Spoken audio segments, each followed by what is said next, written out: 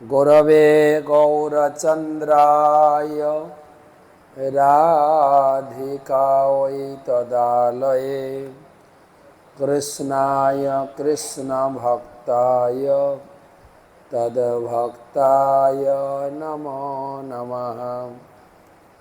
ॐ नीलाचलनिवासाय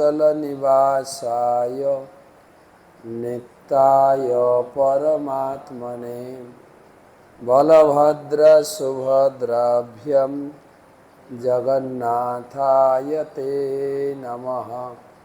ওখানে শ্লোক লেখা আছে দেখেন, এইদিকে পড়বেন। কদাচিৎ কালীন বিতটং বিপিনা সঙ্গীত তরল মোদাভিরি নারী বদন কমলাস্বাদ মধুপ রমা শম্ভো ব্রহ্মা মরপতি গণেশার্চিত পদ জগন্নাথ স্বামী নয়ন পথগামী ভবতু মে ভোজে সব্যে বেণুম শিরসি চিক্ষিপিচ্ছম কটিতটে দুকুলম নেত্রাস্তে সহচরম কটাক্ষম বিদধতে শ্রীমদ্বৃন্দাবনবসতি লীলা পরিচয় জগন্নাথ স্বামী নয়ন পথগামী ভবতু মে। নমো ওং বিষ্ণুপাদায় কৃষ্ণপ্রেষ্ঠায় ভূতলে শ্রীমতে ভক্তিবেদান্ত স্বামিনিতি নামিনে। নমস্তে সারস্বতী দেবে গৌরবাণী প্রচারিণে নির্বিশেষ শূন্যবাদী পাশ্চাত্য দেশতারিণে। জয় শ্রী কৃষ্ণ চৈতন্য প্রভু নিত্যানন্দ শ্রী অদ্বৈত গদাধর শ্রীবাসদি শ্রী গৌরভক্তবৃন্দ। হরে কৃষ্ণ কৃষ্ণ কৃষ্ণ হরে হরে হরে রাম রাম রাম হরে হরে। ওং নমো ভগবতে বাসুদেবায় ওং নমো ভগবতে বাসুদেবায় ওং নমো ভগবতে বাসুদেবায়। নারায়ণং নমস্কৃত্য নরং চৈব নরোত্তমং দেবীং সরস্বতীং ব্যাসং ততো জয়মুদীরয়েৎ। তমাদিদেবং করুণানিধানং তমালবর্ণং সুহিতাবতারং অপার সংসার সমুদ্র সেতুম ভজামহে ভাগবত স্বরূপম। গ্রন্থরাজ শ্রীমদ্ ভাগবতম ষষ্ঠ স্কন্ধ পঞ্চদশ অধ্যায়ে আজকের প্রথম ক্লাস।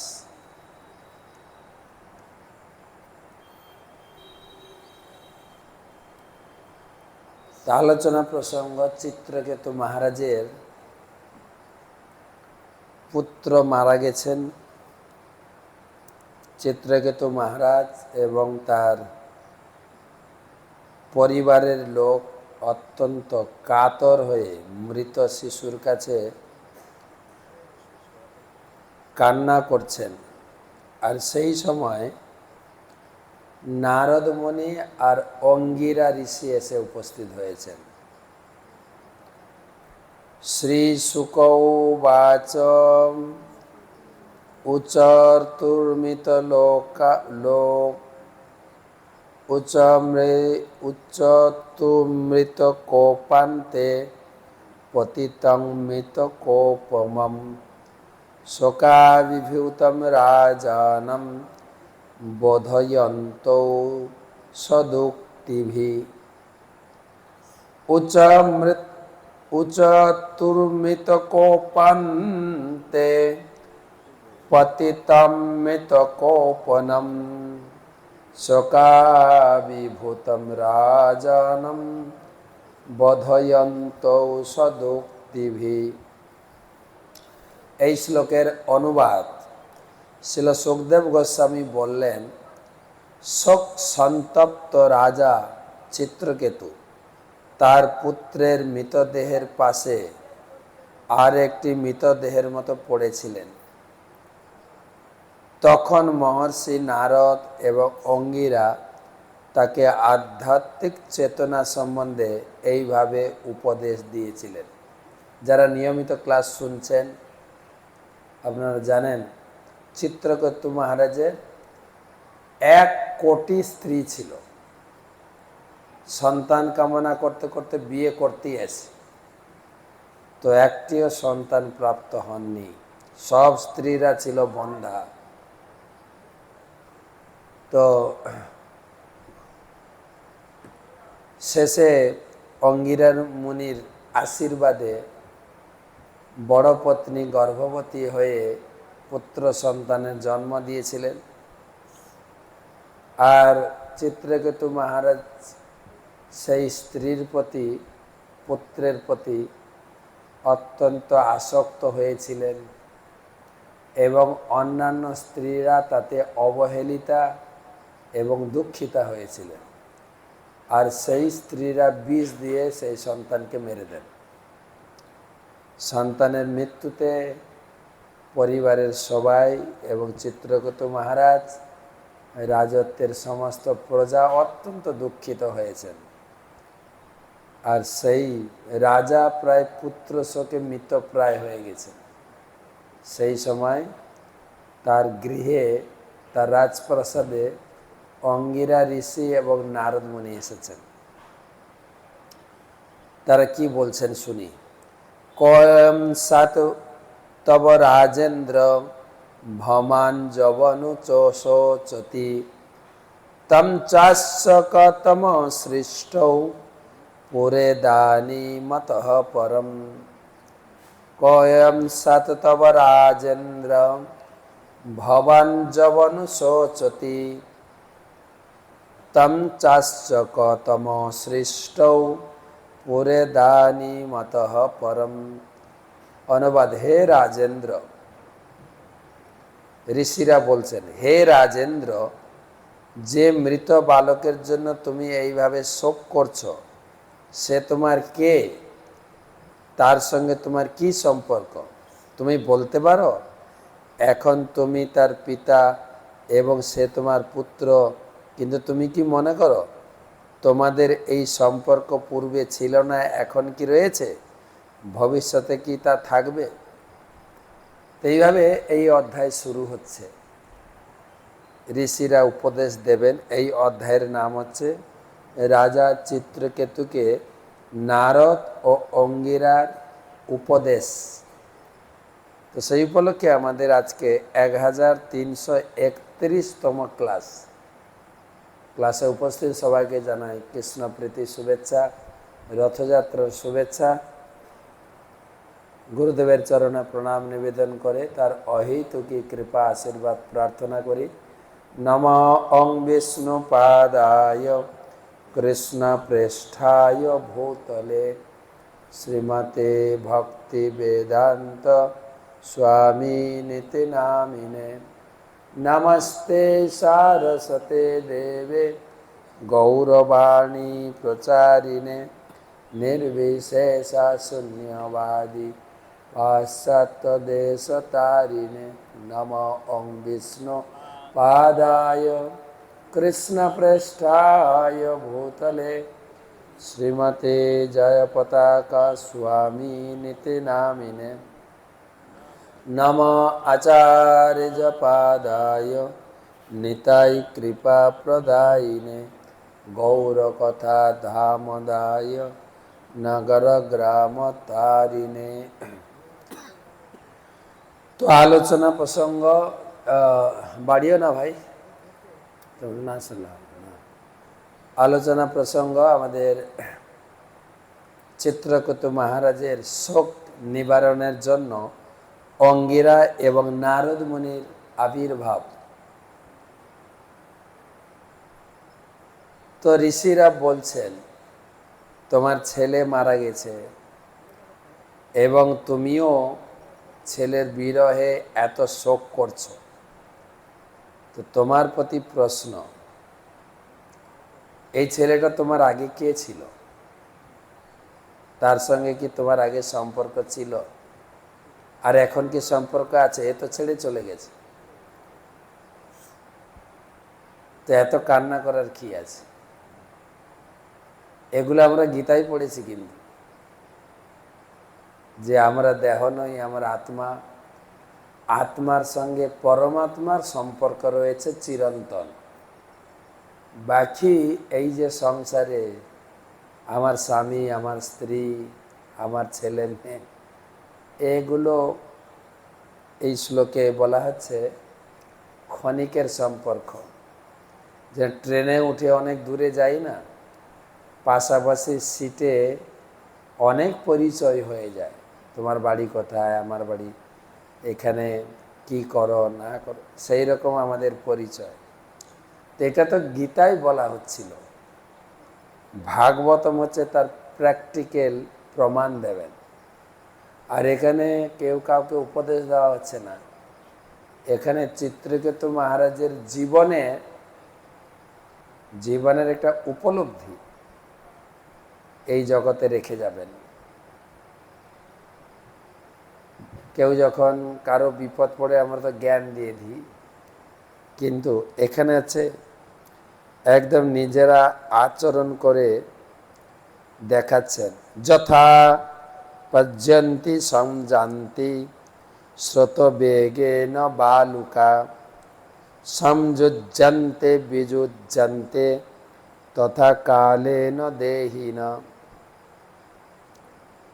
হে রাজন, স্রোতের বেগে বালুকা রাশি কখনো একত্রিত হয়, দেখবেন ঝাপটা হাওয়া আসে, সব ধুলিগুলোকে ঘুরিয়ে ঘুরিয়ে এক জায়গায় জড়ো করে দেয়, আবার একটা দমকা হাওয়া আসছে, সব উড়িয়ে নিয়ে চলে যায়। ঠিক তেমনি কালের প্রভাবে জড় দেহধারী জীবেদের কখনো মিলন হয়, কখনো বিচ্ছেদ হয়। নদীর স্রোতে কখনো কখনো ঘাস খড়কুটা ভেসে যায়, কোথায় একত্রিত হয়ে যায়, আবার বিচ্ছিন্ন হয়ে যায়। তো এটাও উপলব্ধি করা উচিত। আরো স্থূল উদাহরণ হচ্ছে, দেখবেন একটা ছেলে একটা মেয়ে বাড়িতে বড় হয়, 16 বছর, 18 বছর, 20, 25, 30,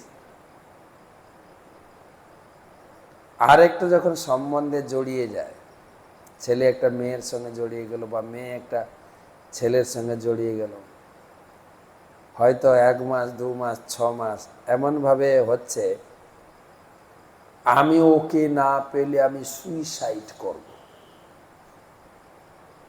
এই যে 20-25 বছর, 30 বছর, 30 বছর বাবা মা ভাই বোন আত্মীয় স্বজন, এই সম্পর্ক চুটকির মধ্যে শেষ। এখন সব সম্পর্ক গুটিয়ে গেল, আমি ছেলে, ওই মেয়েটাকে আমি ভালোবেসেছি, বাস। হিসাব করে দেখেন, 25-30 বছর বাবা মার ঘরে পালিত হয়েছি, বাবা মার আদর যত্নে স্নেহ ভালোবাসায়, ছুটকির মতো 6 মাসে একটা মেয়ে সেই ভালোবাসা কেড়ে নেয়। এটা মায়া নয় কি? বাবা মা বুঝালেও কাজ হয় না। না, তোমরা ভুল, ওই মেয়েটা ঠিক, তোমরা ভুল, তোমরা জানো না আমি যে ওকে কত ভালোবাসি। তা আমরা তোমাকে ভালোবাসি না, আমাদের ভালোবাসা গেল কোথায়?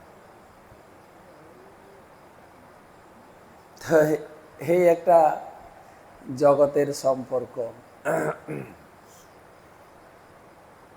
তো এখানে বলছেন এই সম্পর্কগুলো আসে যেরকম রেস্টুরেন্টে খেতে যাই, একসঙ্গে জড়ো হয়ে খাওয়া হয়ে গেলে চলে যায়। ভাগবতে তৃতীয় স্কন্ধে উদাহরণ দেওয়া হয়েছে, কলের ট্যাপের কাছে বা কুয়ার কাছে সবাই জল ভরতে আসে, জল ভরে চলে যায়। ঠিক সেরকম সবাই সংসারে আসি, যার যখন টাইম হবে চলে যাবে, দুঃখ করার কিছু নেই তো। আর এই সম্পর্কটা বেশি ঘনিষ্ঠ করা উচিত না, তাহলে দুঃখ পাবে। কিন্তু যার যত ঘনিষ্ঠ সম্পর্ক, শুনতে অবাক লাগে না মাঝে মাঝে,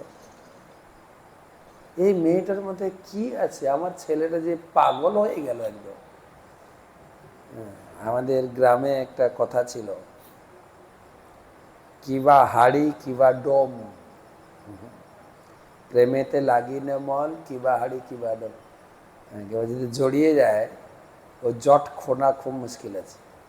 তাই ভগবান এখানে বলছেন, অঙ্গিরা ঋষি নারদ মুনি বলছেন, বেশি জট পাকিও না, ছেলেটা মারা গেছে, যাও তুমি তোমার কর্তব্য সাধন করো। তো এটা যদিও একটা ফিলোসফি, আমাদের এই দর্শন যখন শুনি মনে থাকে, যখন নিজের ঘটনা ঘটে তখন তো মানতে পারি না। তো ভাগবতমের এই সিদ্ধান্তে শিক্ষা দেওয়া হচ্ছে, প্রত্যেকের জীবনের এই পরিস্থিতি আসবে। কেবল যে অভয়ে চলে গেছে তাই না, আমাদের সবাই যেতে হবে। অভয়ের পিছনে ছুটতে ছুটতে আমরাও চলে যাব কোথায়, তার বিচার চাই। যথা ধানাসু বৈধানা ভবন্তি না ভবন্তি চ, এবং ভূতানি ভূতেষু চোদিতানি সমায়য়া। যথা ধানাসু বৈধানা ভবন্তি না ভবন্তি চ, এবং ভূতানি ভূতেষু চোদিতানি সমায়য়া।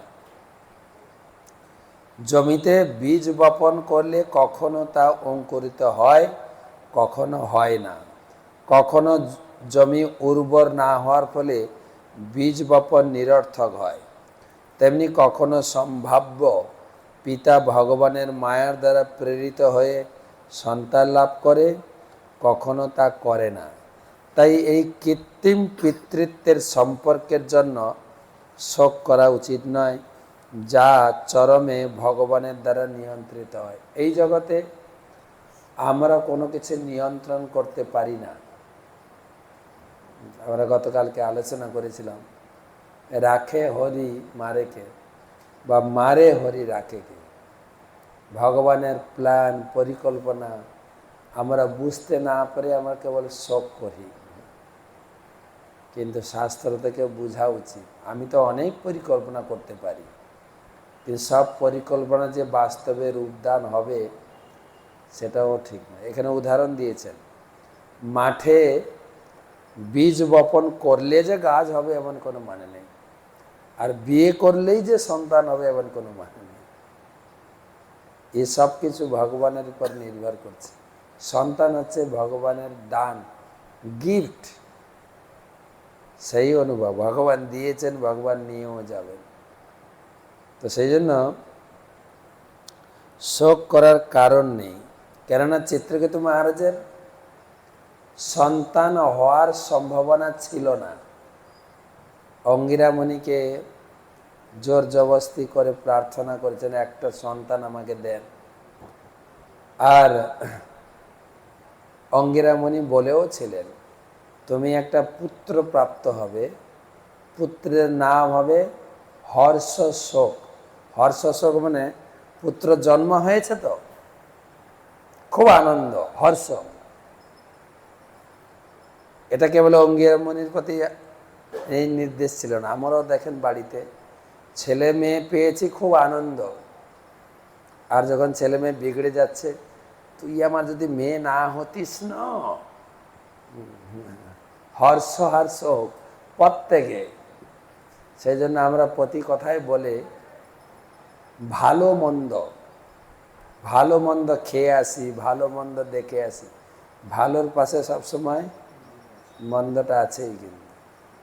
তো সেই জন্য বলছেন এই জগতের প্রতি ঘর বাড়ি বিষয় সম্পত্তি আত্মীয় স্বজন পুত্র কন্যার প্রতি বেশি জড়িয়ে যেও না।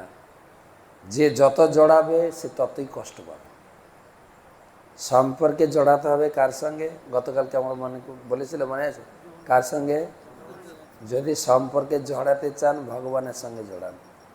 আরেকটা জিনিস হচ্ছে, এখন আমার সব আছে তো, এখন এই জ্ঞান দিলে বা যারা শুনছেন এই মহারাজরা ওরকম বলতেই থাকে, ওগুলো সব শুনলে হবে নাকি? হ্যাঁ, ওদের তো কাজ সংসার টংসার করে না, তো সংসারের মায়া করে বোঝে না, আমরা বুঝি।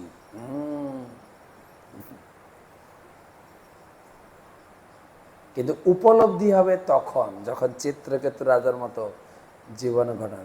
ধৃতরাষ্ট্র বিদুর মহারাজ অনেক নীতি নির্দেশ দিয়েছিলেন, কিন্তু পুত্র স্নেহবশত দুর্যোধন যা বলতো ধৃতরাষ্ট্র তাই শুনতেন। যখন সবগুলো মারা গেল তখন এসে যখন বিদুর বুঝালেন তখন শুনেছে। তো সেই জন্য এখন তো সংসারে আছি, ভালো ইনকাম আছে, সবাই আমাকে সম্মান করে, সবাই আমাকে তোয়াজ করে, বাড়ির লোকও আমাকে খুব ভালোবাসে। একদিন আসবে কেউ ভালোবাসবে না। যে আপনাকে আই লাভ ইউ বলছে সেই আপনাকে নাম ধরে রাখবে, বুড়ো খাবার রেডি, আসো। এ সবার জীবনে ঘটবে, ভাগবতম তাই বলছে। তখন বুঝো প্রভু আপনাদের মন্দিরে থাকা যাবে কেন? আপনাদের এত বড় সংসার ঘর, কেউ ভালোবাসে না। সেই পরিস্থিতিতে এইগুলো বোঝা যাবে। হ্যাঁ, ভাগবতমে যা লেখা আছে গীতাতে যা ঠিক আছে। এখন রক্তের গরম, টাকার গরম, সম্মানের গরমে কোনো নির্দেশ কাজ করে না। জব করেছেন, সময় কোথায়? সময় পাই না। একদিন পুরো সময় আসবে, সংসারের লোককে ভালোবাসতে গেলে আটকাবে গেল, কেমন যেন হয়ে গেছে লোকগুলো। তো সেই জন্য এই ভাগবতমের এই শিক্ষা বলা হয়েছে যে ভগবানের জীবনে ঠেক আসবে, ঠেক ধাক্কা না খেলে জীবনের মোড় ঘুরে না। সেই জন্য এই সমস্ত শিক্ষা। আরেকটা হচ্ছে ভাগবতম হচ্ছে, গীতা হচ্ছে উপদেশ, ভাগবতম হচ্ছে নিজের উপলব্ধি শেয়ার করেছেন। চিত্রকেতু মহারাজ তার নিজের উপলব্ধি আমাদের শেয়ার করেছেন। তাই ভাগবতম থেকে আমরা শিখে নিজের জীবনকে প্রস্তুত করতে পারি। গীতায় ভগবান বলেছেন। তা আপনারা বলতে পারেন, তাহলে আমরা কি সংসারে এই পরিবারের যে সমস্ত সদস্য, ছেলে মেয়ে স্বামী স্ত্রী কি ভালোবাসবো না? ভালো তো বাসবেন, অবশ্যই বাসবেন, কিন্তু এটা জানতে হবে আমি তাকে ভালোবাসছি এই কারণে যতক্ষণ ও বেঁচে আছে। আর বেঁচে আছে মানে তার হৃদয়ে ভগবান আছে। তাই আমাকে ভালোবাসতে হবে ভগবানকে। ভগবান তোমার মঙ্গল করুক, ভগবান তুমি ওকে অনেক দিন বাঁচিয়ে রাখো, ডাক্তার বাঁচাবে না। তাই শাস্ত্রে বলা হয়েছে, জীবে সম্মান দিবে জানি কৃষ্ণ অধিষ্ঠান। আমি তাকে সম্মান করব, আমি তাকে ভালোবাসবো, কিসের জন্য? তার হৃদয়ে ভগবান আছে, ভগবানের অংশ আত্মা আছে বলে আমি তাকে ভালোবাসছি, সে আমাকে ভালোবাসছে। যদি আত্মা চলে যায় তাহলে ওই ভালোবাসার বস্তুটা ফটো হয়ে যাবে, ফটো। না খাওয়াতে পারবে, না হ্যান্ডশেক করতে পারবে, না জড়িয়ে ধরতে পারবে, কোনোটাই পারবেন না। কেন ভগবান নেই তো। এখন হয়ে যাবে ফটো। আমি চ্যালেঞ্জ করে বলি, সামনে এবছর তো বিধানসভা ভোট হয়ে গেল, 31 সালে বিধানসভা ভোট হবে, তখন কি মনে করেন? বুদ্ধদেব ভোটে দাঁড়াবেন না জ্যোতি বসু ভোটে দাঁড়াবেন? কেউ না, ফটো। সেই জন্য জীবে সম্মান দিবে জানি কৃষ্ণ অধিষ্ঠান। কৃষ্ণ তার হৃদয়ে আছেন, কৃষ্ণের অংশ আত্মা তার হৃদয়ে আছে, সেই জন্য তাকে আমি ভালোবাসি, তাকে আমি জড়িয়ে ধরছি, সে আমাকে ভালোবাসে। এই উপলব্ধিটা দরকার। আর যখনই তার হৃদয় থেকে ভগবান চলে যাবেন, ভগবানের অংশ আত্মা চলে যাবে, তাকে আর কেউ ভালোবাসবে না, বরং নিয়ে তাকে শ্মশানে দাহ করে যা গেল আপদ। তো সেজন্য মূল ভালোবাসার বস্তু হচ্ছেন ভগবান। ঘুরিয়ে ফিরে সেন্টার পয়েন্টটাকে ঠিক রাখতে হবে। এখন রথযাত্রা উৎসব চলছে, ভালোবাসার বা আমার প্রেম নিবেদন করার জন্য একজন, তিনি হচ্ছেন ভগবান। তিনি কাউকে কারোর সঙ্গে চিটিং করেন না, কাউকে ত্যাগ করেন না। সে তাকে যে ভালোবাসে তিনিও তাকে ভালোবাসেন। গীতায় তিনি বলেছেন, যে যথা মাং প্রপদ্যন্তে স্তাং ততৈব ভজামি। তুমি যতটা আমাকে ভালোবাসো আমি তোমাকে ততটাই ভালোবাসি। আর একটা শ্লোক পড়ি, বয়ম চ তম চ জীব চেমে তুল্য কালাশ্চ রাচরা জন্মমিতর যথা পশ্চাৎ প্রাঙ্নৈব মধুনা পিভো। বয়ম চ তম চজে চেমে তুলা কালাশ্চ রাচরা জন্মমিতর যথা পশ্চাৎ প্রাঙ্নৈব মধুনা পিভো। হে রাজন, তুমি এবং আমরা, তোমার উপদেষ্টাগণ, তোমার পত্নী এবং মন্ত্রীগণ এবং চরাচর সমস্ত জগৎ, এই যে এক বর্তমান কালে রয়েছি তা এক অনিত্য পরিস্থিতি। আমাদের জন্মের পূর্বে তা ছিল না, মৃত্যুর পরেও থাকবে না। তাই বর্তমান আমাদের যে পরিস্থিতি, এটা মিথ্যা নয়, কিন্তু অনিত্য। আমি তোমাকে চিনতাম না, তুমি আমাকে চিনতে না, ভগবানের কৃপায় আমরা একত্রিত হয়েছি। আর এটাকে বেশি ঘনিষ্ঠ করলে হবে না, এটা আবার বুদ্ধিবৃত্ত মিলিয়েও যাবে। সেই জন্য একটু গীতায় বলছেন যে যদি রিলেশন বিল্ড করতে হয়, রিলেশন তৈরি করতে আমার সঙ্গে করো, এবং তুমি যতটুকু আমাকে দেবে, যে যথা মাম প্রপদ্যন্তে, তুমি যতটুকু আমাকে ভালোবাসা দেবে ততটুকুই ভালোবাসা পাবে। কিন্তু বাইরের লোক মনে করে ঠাকুর মূর্তি, আর তাদের সামনে ঠাকুর মূর্তির মতোই বসে থাকেন, কথাও বলেন না, আর সব এরকম করে চলে যায়। হ্যাঁ ব্যাস, ঠাকুরও বলেন বাই। আর আপনি যদি প্রেম ভরে ভগবানকে নিবেদন করেন, ভোগ নিবেদন করেন, ঠাকুরকে ভালো করে সাজান, সাজতে থাকবেন, সাজানোর পরে বলবেন তোমার সঙ্গে একটা সেলফি তুলি না, ঠিক আছে, আমি আছি তোমার সঙ্গে, তোমার সঙ্গে আমি থাকবো, আমি ছিলাম আর এখনও আছি। আর যাদের সঙ্গে ভালোবাসা করছো তারা আছে এখন, পরে থাকবে না, আগেও ছিল না, কয়েকদিনের জন্য এসে। এখানে উদাহরণ দিয়েছেন প্রভুপাদ, স্বপ্নে আমরা অনেক কিছু দেখি। কখন দেখি স্বপ্নে বাঘ এসে তাড়া করছে আমাকে খাবে, এবারে স্বপ্ন ভাঙার পরে কি মনে, বাঁচলাম, এটা তো স্বপ্ন ছিল, নাহলে তো আমাকে খেয়ে ফেলতো। তো স্বপ্নের কথা ভুলে যায় লোকে। ঠিক এই সংসারটা একটা স্বপ্ন, ওই স্বপ্নটা হয়তো ক্ষণিকের জন্য, কিন্তু অনেক সময় দেখা যায় আমি অনেকক্ষণ ধরে বাঘের তাড়া খেয়ে ঘুরছি মনে হয়। এই সংসারটা সেই রকম। তো রিলেশন তৈরি করতে হবে ভগবানের সঙ্গে, সেটা হচ্ছে নিত্য সম্পর্ক। নিত্য সম্পর্ক আমরা কালকে বলেছিলাম, লান্ডি মাতার কাহিনী শুনিয়েছিলাম।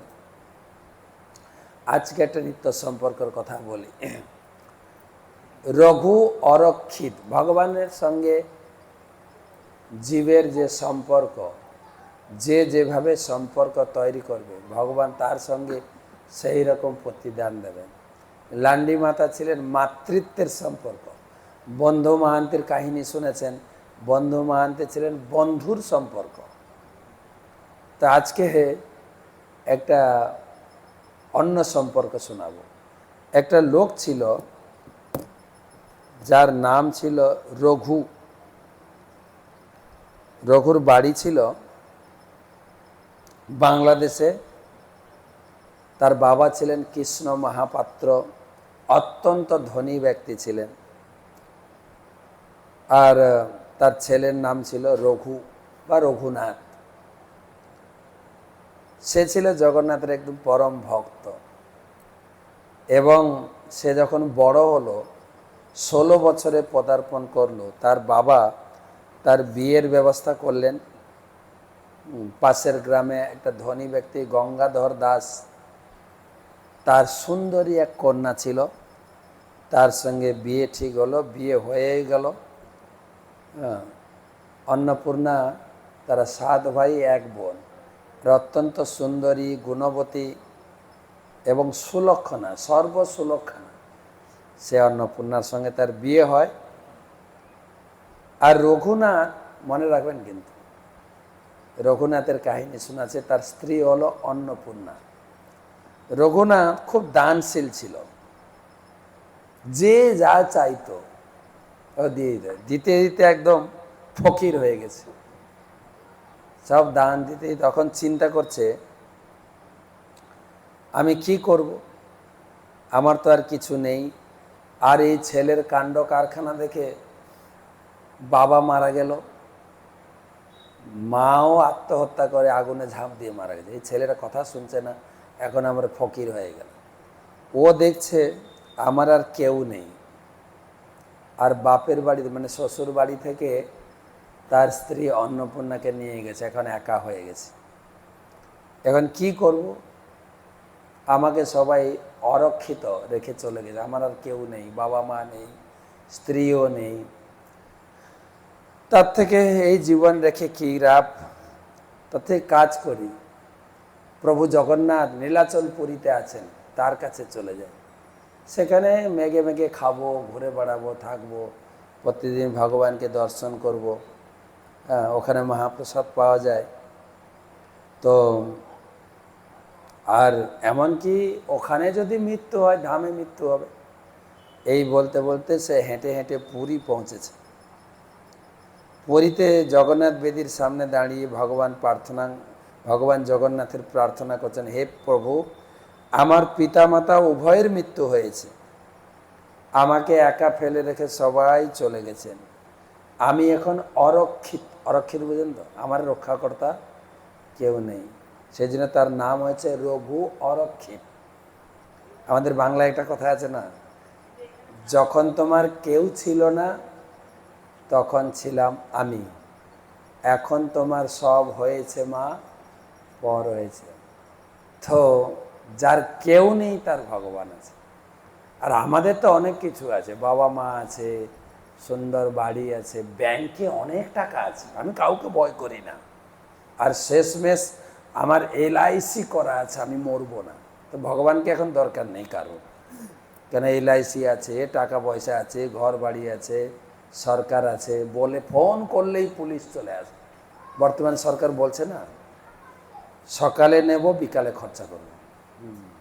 সুতরাং আমরা সুরক্ষিত না, এটা অনুভব করতে হবে, আমরা কেউ সুরক্ষিত নই। তাই রঘু ভগবানকে বলছেন, আমি এখন অরক্ষিত রঘু, আপনার চরণ কমলে আমি আশ্রয় গ্রহণ করছি, দয়া করে আমাকে নিয়ে আপনার যা ইচ্ছা তা করুন।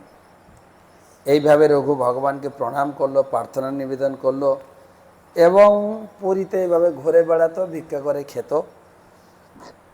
এবং সে খুব খুশিতে ছিল। প্রতিদিন জগন্নাথ দর্শন করত আর মন্দির থেকে বেরিয়ে যা পেত খেত। এইভাবে তার দিন কাটছিল। এইভাবে কিছুদিন চলার পরে তার শ্বশুর বাড়ির লোক খবর পেয়েছে। শ্বশুর বাড়ি খুব ধনী ছিল, কিন্তু তার শ্বশুর বাড়ির লোক চিন্তা করলো, আমার জামাইটা ভিখারি হয়ে গেছে, পাগল হয়ে গেছে, আমি পরিচয় দেবো কি করে, আর এই অন্নপূর্ণার হবে এটা কি। তাই বেটার অন্নপূর্ণাকে আরেকটা ভালো ছেলে দেখে বিয়ে দেওয়া হোক। পাশে আরেক জমিদার ছিলেন, সেই বসু মহাপাত্র, তার ছেলের সঙ্গে, আর অন্নপূর্ণা দেখতে অত্যন্ত সুন্দরী ছিল, আর গুণবতী মেয়ে ছিল, কে না বিয়ে করবে তাকে, বিবাহিত মেয়েকেও বিয়ে করতে পারবে, কেন এত গুণবতী ছিলেন। বসু মহাপাত্রের ছেলের সঙ্গে তার আবার দ্বিতীয় বিবাহের জন্য রেডি হচ্ছেন বাবা মা। যখন অন্নপূর্ণা শুনলো আমাকে আরেকবার বিয়ে করতে হবে, এটা তো চিন্তায় পড়ে গেল, কেন আমার স্বামী আছে তো, স্বামী থাকতে থাকতে আমি আরেকটা কি করে বিয়ে করবো, এটা সরকারি নিয়মও, সেই স্বামীর সঙ্গে রিলেশন না কাটা পর্যন্ত তুমি আরেকটা বিয়ে করতে পারবে না, কি বলে ডিভোর্স না হওয়া পর্যন্ত বিয়ে করতে পারবে না, ফাঁদে পড়ে যাবে। কিন্তু এ নিজে চিন্তা করছে, ওর বাবা চিন্তা করছে না যে আমার স্বামী বেঁচে আছে, স্বামী থাকতে থাকতে আমি কি করে বিয়ে করবো আরেকটা, খুব উদ্বিগ্ন হলো।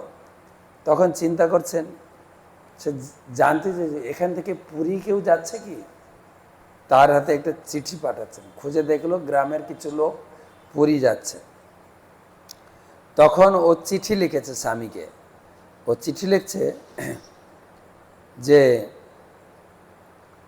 তুমি বেঁচে আছো, আর আমাকে আমার বাবা মা আরেকটা বিয়ের ব্যবস্থা করছে, হে প্রভু এ কি তোমার বিচার। জগন্নাথের কাছে প্রার্থনা করে চিঠি লিখছে, হে প্রভু আপনি কৌরবদের মধ্যে দ্রৌপদীকে উদ্ধার করেছেন, গজেন্দ্রকে উদ্ধার করেছেন, আর আমার স্বামী আপনার চরণে আশ্রয় নিয়ে আছে পুরীতে, দয়া করে কিছু ব্যবস্থা করুন। এটা লিখে নিচে লিখছেন তার স্বামীকে, হে পতিদেব আমি এখন অসহায়, আমার পিতামাতা আর একটা বিয়ের ব্যবস্থা করছেন, তো এটা কি করে সম্ভব, আমি তোমার স্ত্রী, তোমার কর্তব্য হচ্ছে আমাকে রক্ষা করা, যে কোনোভাবে হোক তুমি আমাকে এখান থেকে নিয়ে চলো। আর মাত্র 10 দিন সময় আছে, বিয়ে ঠিক হয়ে গেছে, এই 10 দিনের ভিতরে তুমি যদি না আসো তাহলে আমাকে আত্মহত্যা করতে হবে, আর এই স্ত্রী হত্যার পাপ কিন্তু তোমাকে লাগবে, তুমি ব্যবস্থা করে দেখো, যেভাবেই হোক তুমি এসে আমাকে উদ্ধার করো। স্ত্রী চাইছে, বাবা মা তো ভালো মন্দ না বুঝে শুধু উপরটা দেখে, এখনকার বাবা মা তো আরো প্রকট, যদি মেয়ের কোনো ক্ষতি হয় বাবা মা ছেড়ে কথা বলে না, ওই ঘরে থাকতে হবে না, চলে আয়, তোকে আরেকটা বিয়ে দেবো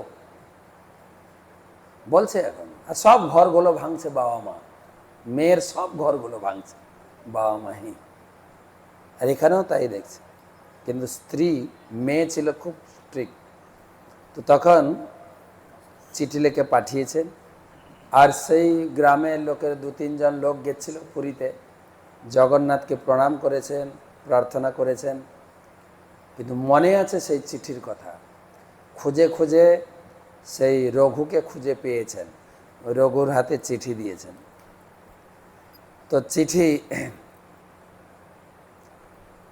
চিঠি পড়ে রঘুর মাথা ঘুরে গেছে, আরে লোকগুলো আসতে আসতে তো এতদিন লেগে গেছে, আমি 10 দিনে তো পৌঁছাতে পারবো না, 10 দিনের ভিতরে বেশ কয়েকদিন অতিবাহিত হয়ে গেছে, তা আমি কি করে পৌঁছাবো। আর চিঠিতে লেখা আছে 10 দিনের ভিতরে না পৌঁছালে স্ত্রী আত্মহত্যা করবে, সেই আত্মহত্যার পাপ আমাকে লাগবে। আর বেচারা কি করবেন, ভগবানের মন্দিরে গেছেন, তুমি সাহারা, আমার তো আর কিছু উপায় নেই, ভগবানের কাছে প্রার্থনা করছেন এর একটা কিছু বিধান করুন। ভগবানের সামনে প্রার্থনা করতে করতে হঠাৎ তার ঝিমুনি এসে গেছে, বসে ঝিমি। আর জগন্নাথ তিনি ভক্তবৎসল, ভক্তের দুঃখ তিনি সহ্য করতে পারেন না, সঙ্গে সঙ্গে বেতালকে বলে, বেতাল বুঝেন তো, ভূত, এই যাও আমার ভক্তটাকে এক্ষুনি শ্বশুর বাড়ি পৌঁছে দাও। বেতাল একটা জাদু বেড তৈরি, জাদু বেড, তাতে বসিয়ে মুহূর্তের মধ্যে পৌঁছেতে, ওই রাত্রেই পৌঁছে গেছে শ্বশুর বাড়ির সামনে, কত ঘুমিয়ে আছে। সকালে ঘুম ভেঙে দেখছি আমি যেখানে ঘুমিয়ে পড়েছিলাম সেটা এখানে না, তো আমি তো মন্দিরে ঘুমিয়ে গেছিলাম, এটা কোথায়? কিছু লোক রাস্তায় হাঁটছেন, দাদা এদিকে আসুন আসুন, এটা কোন জায়গা? তখন বলছি এটা কমলাপুর। হ্যাঁ, কমলাপুর, তার শ্বশুর নাম বসু মহাপাত্রের বাড়ির সামনে তুমি আছো। তখন চিন্তা হচ্ছে আমি এলাম কি করে, কে নিয়ে এসছেন? নিশ্চয়ই ভগবান সব ব্যবস্থা করেছে। তো খুব আনন্দ, স্ত্রীর কাছে এসে গেছে, আমি স্ত্রীকে রক্ষা করতে পারবো। সকালবেলা দরজা খুলেছেন শ্বশুর বাড়ির লোক, শালক, শালক বলে তো নাকি সম্বন্ধে, শালক, শালক দেখছে আরে রঘু, ওদের মাথায় হাত, খুশি হয়নি কিন্তু অন্নপূর্ণা যখন খবর পেল যে তার স্বামী এসে গেছে, খুব খুশি হয়েছে, কিন্তু বাড়ির লোক খুশি হয়নি।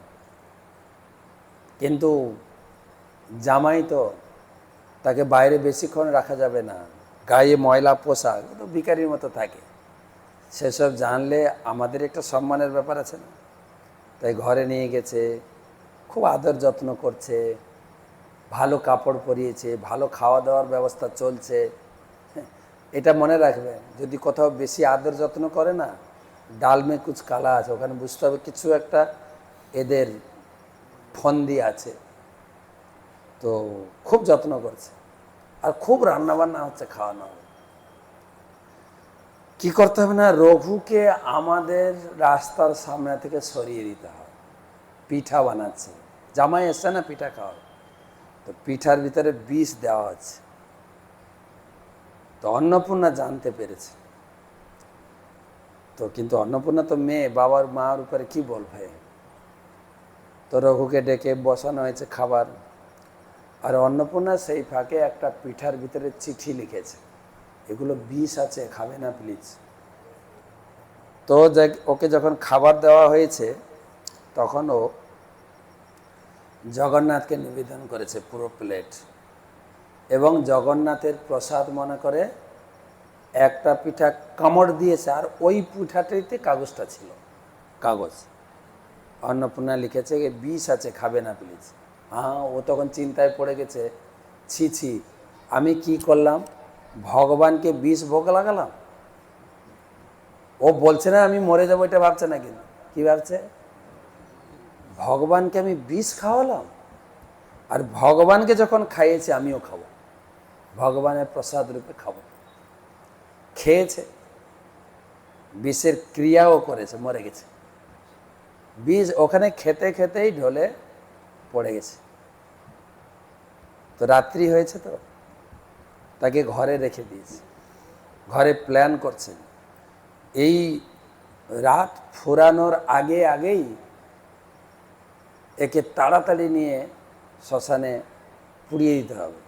কি বলে, লোকে যদি জিজ্ঞেস করে কি বলে, রাত্রে না সাপের কামড়ে মারা, কি বলে, সাপ কাঠিতে মারা গেছে। আর এদিকে অন্নপূর্ণা প্রার্থনা করছেন, হে প্রভু, আপনি করুণাময়, দ্রৌপদীকে উদ্ধার করেছেন, পঞ্চ পাণ্ডবকে উদ্ধার করেছেন, গজেন্দ্রকে উদ্ধার করেছেন, আপনি বিপদারী মধুসূদন, আমার এই বিপদে আর তো কেউ নেই, প্রার্থনা করেই যাচ্ছে। আর ও ধীরে ধীরে বেঁচে গেছে, কিন্তু যেন গভীর ঘুম থেকে উঠলাম। ওকে তো একটা ঘরে, ডেড বডি একটা ঘরে আছে, তো ও ঘরে কেউ নেই। উঠে জপ করা শুরু করেছেন, হরে কৃষ্ণা কৃষ্ণ কৃষ্ণ হরে হরে, হরে রাম রাম রাম হরে হরে, জয় জগন্নাথ জয় জগন্নাথ জয় জগন্নাথ, বলেন জয় জগন্নাথ জয় জগন্নাথ জয় জগন্নাথ। ও ঘরে বসে জপ করছে। এরা সব ডেড বডি পোড়াবে, সব ব্যবস্থা খাটিয়ে টাটিয়ে বানিয়ে দরজা খুলে ঘরে ঢুকেছে, তাকে নিয়ে শ্মশানে যাব, দেখে বসে জপ করছে। হ্যাঁ, এ কি? তখন এরা অনুভব করেছে এই সাধারণ ব্যক্তি না, সাধারণ ব্যক্তি না। হ্যাঁ, তখন তার কাছে সবাই ক্ষমা চাইছে, ক্ষমা চাইছে। তখন ও বলছে, না না, আপনাদের দোষ নেই, আসলে আমি পূর্বজন্মে হয়তো কাউকে বিষ খাইয়েছিলাম, তাই আমাকে বিষ খেতে হয়েছে। কেন, পূর্বজন্মে আমরা যা যা করেছি এই জীবনে ভোগ করতে হবে, এই জীবনে যা যা করছি পরের জীবনে ভোগ করতে হবে, খুব সাবধান থাকতে হবে। তাই আমি হয়তো কাউকে কষ্ট দিয়েছি, কাউকে বিষ খাই, তাই আমাকে বিষ খেতে হয়েছে, আপনাদের কোনো দোষ নেই। আর জগন্নাথ তিনি সকলের দুঃখ হরণ করেন, তিনি কারোর দুঃখ দেখতে পারেন না, তাই তিনি কৃপা করে আমাকে বাঁচিয়ে দিয়েছেন। দেখুন আপনাদের মেয়ে, আপনারা তাকে আমার স্ত্রী, আমি অনুরোধ করছি আমার স্ত্রী আমাকে দিয়ে দেন, আমি নিয়ে যাব। আর আপনাদের মেয়ে আপনারা চিন্তা করুন আমার হাতে দেবেন না অন্য কাউকে বিয়ে দেবেন। তখন ওরা কিছু বলছে না, বলছে তাহলে আপনারা আপনার মেয়েকে জিজ্ঞাসা করুন ও কি চায়, ও ধনী বাড়ির ছেলেকে বিয়ে করবে না আমার মতো ভিখারির সঙ্গে যাবে, জিজ্ঞাসা করুন। তখন অন্নপূর্ণা বলছে না, তুমি আমাকে নিয়ে চলো, আমি তোমার সঙ্গে থাকবো। তো তখন আর বাবা মা কি বলবে, মেয়ের অভিরুচি, তারা তো প্ল্যান করেছিল মেয়ের জন্য আরো ভালো ছেলে বিয়ে দেবে। তখন যে ছেলের সঙ্গে সম্পর্ক হয়েছিল তার বাড়িতে খবর দিয়েছে যে আমার মেয়ে তার আগের স্বামীর সঙ্গে ফিরে যাচ্ছে, আমার মেয়েকে আপনার ছেলের সঙ্গে আর বিয়ে দেওয়া সম্ভব হচ্ছে না, আমাদের কিছু করার নেই, আপনারা যা পারেন করুন। মানে তখনও মেয়ের বাবা মা ছাড়েনি যে কি করে রঘুর হাত থেকে মেয়েকে আমরা বাঁচাতে পারি। তখন সেই বাড়ির ছেলে অনেক সৈন্য সামন্ত নিয়ে পিছনে অ্যাটাক করেছে, আর রঘু তার স্ত্রীকে নিয়ে হেঁটে হেঁটে পুরীর দিকে যাচ্ছেন। হঠাৎ অন্নপূর্ণা দেখছে পিছনে অনেক সৈন্য আসছে, সে তো ভয় পেয়ে গেছে, বলছে পতিদেব এরা তো আমাদেরকে মেরে ফেলবে, বিশেষ করে তোমাকে মেরে আমাকে নিয়ে চলে যাবে। তখন রঘু বলছেন চিন্তা করো না, ভগবান আমাদের এতটা করেছেন, আর একটু তুমি ভরসা রাখো, ভগবান অবশ্যই আমাদের রক্ষা করবেন। তখন হঠাৎ দুজন লোক এসে, এই তোমার কোথায় যাচ্ছে? বলছে আমার পুরী যাচ্ছে। তোমাদের সমস্যাটা কি? বলে ইনি হচ্ছে আমার স্ত্রী, ধর্মপত্নী, আমি স্ত্রীকে নিয়ে পুরী যাচ্ছি, আর আমাদের পিছনে প্রচুর লোক আসছে আক্রমণ করতে। বলছে না তোমাদের কোনো ভয় নেই, তোমরা চলতে থাকো, আমরা দেখছি। তো তখন রঘু এবং তার স্ত্রী অন্নপূর্ণাকে তারা গার্ড দিয়ে নিয়ে যাচ্ছেন, আর পিছনে যে একদল সৈন্য ছিল তারা দেখছি আরে রঘুর সঙ্গে অনেক সৈন্য আছে, আমরা তো ওর সঙ্গে পারবো না, তারা ওখান থেকেই ফেরত চলে গেছে। তারা পুরীতে পৌঁছালেন। পুরীতে ওই স্বামী স্ত্রী এরকম ভিক্ষা টিক্ষা করে থাকে, খায়, জগন্নাথ দর্শন করে। স্ত্রীর একটু দোকানে, ধনী বাড়ির মেয়ে, কোনো দোকানে স্বামী যেখানে রাখে সেরকম আছে। তো তারা একটা ছোট্ট আশ্রম করে ওখানে থাকতেন, জগন্নাথ দর্শন করতেন, ভিক্ষা করে খেতেন। কিন্তু তার একটা নাম ডাক হয়েছিল রঘু, রঘুর নাম ডাক ছিল, ও খুব দান দেন, ওই ছোটোবেলার অভ্যাসটা আছে, তো হয়তো কিছু বেশি ভিক্ষা পেলেও দান করে দিত।